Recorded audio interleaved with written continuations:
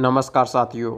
भारतीय डाक विभाग के द्वारा सरकारी नौकरी के लिए नया नोटिफिकेशन जारी कर दिया है, जिसमें कि 28,000 से अधिक पदों के लिए ये नोटिफिकेशन जारी किया गया है।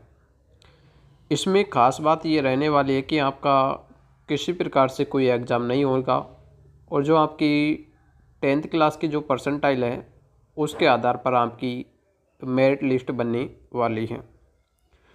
इसमें आवेदन शुल्क बिल्कुल निःशुल्क रखा गया है, यानी 0 रुपये आपकी फॉर्म फीस लगने वाली है।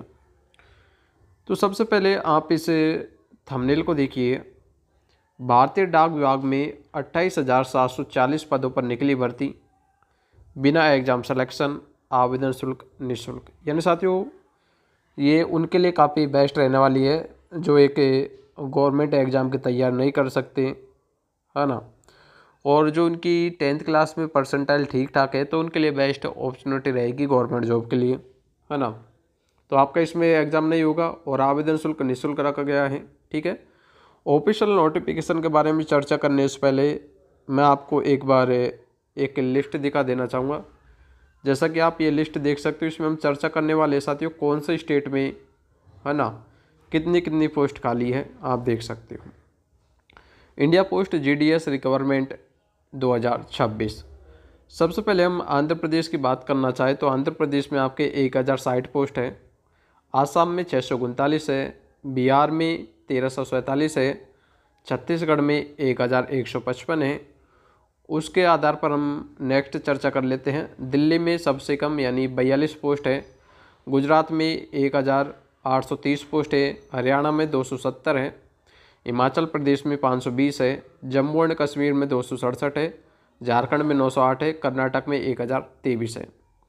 केरल की हम बात करना चाहें तो इसमें आपकी 1691 पद रहने वाले हैं। MP में आपके 2120 पद है।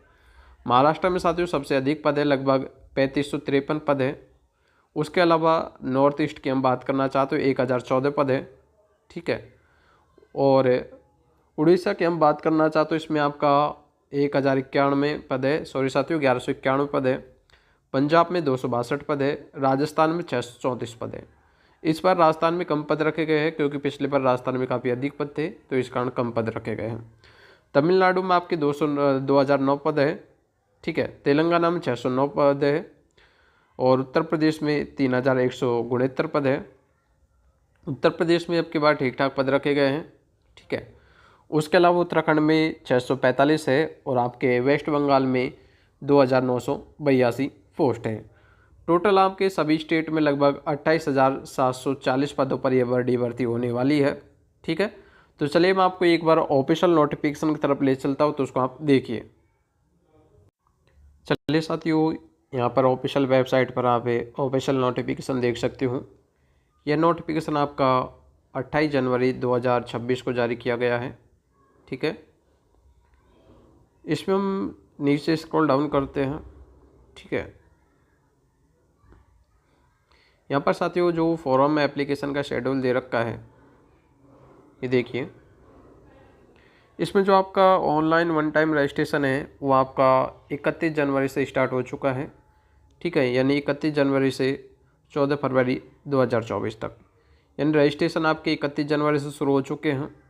और जो आपका फॉर्म सबमिट होना है एंड फीस जो आपका पेमेंट लगने वाला है वो आपका 2 फरवरी से आपका फॉर्म सबमिट होगा। बाकी रजिस्ट्रेशन आपके 31 जनवरी से शुरू हो चुके हैं। 2 फरवरी बाद आपके फॉर्म सबमिट होने लग जाएंगे। ठीक है। उसके पश्चात हम इसमें बात कर लेते हैं जो लास्ट डेट क्या रखी गई है। ठीक है। तो साथियों लास्ट डेट आपकी इसमें 16 फरवरी 2024 रखी गई है। ठीक है। यानी आपको यहाँ पर फॉर्म भरने के लिए लगभग 15 दिन का समय मिलता है।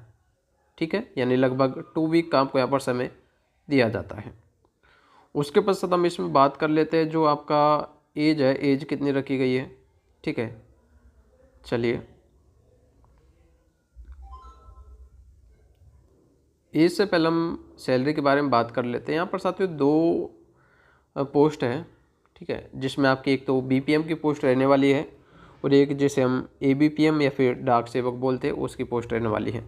जो बीपीएम है उसकी सैलरी 12,000 रुपये से लेकर 29,380 रुपये प्रति माह रहने वाली है। और जो डाक सेवक है यानी एबीपीएम उसकी सैलरी 10,000 रुपये से लेकर 24,470 रुपये प्रति माह रहने वाली है। ठीक है। एलिजिबिलिटी क्राइटेरिया की हम बात करने वाले हैं। इसमें एज की हम बात करें तो मिनिमम जिसकी एज 18 वर्ष है वो सभी फॉर्म अप्लाई कर सकते हैं। और जो हाईएस्ट एज की बात करें तो 14 ईयर रखा गया, यानी 18 वर्ष से लेकर 40 वर्ष के सभी कैंडिडेट्स इसमें फॉर्म अप्लाई कर सकते हैं। ठीक है।